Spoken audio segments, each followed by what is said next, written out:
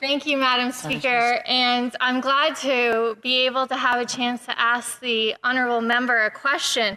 He speaks about paycheck economy and not a credit card economy, but I'm really curious, and in an earlier speech he talked about the war on work, but I'm really curious to see how the member opposite is going to contort himself and twist himself into knots when I ask the question about when he was a member of government.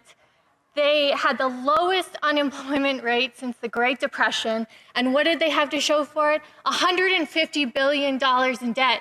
And you know what they didn't have? A global pandemic that shot down economies everywhere. So, Madam Speaker, what exactly does this member propose when they added that much debt and had such a terrible unemployment record?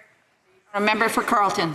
I think the member accidentally told the truth when she said we had the lowest unemployment since the Great Depression. She was right that we did have the lowest unemployment in the G7.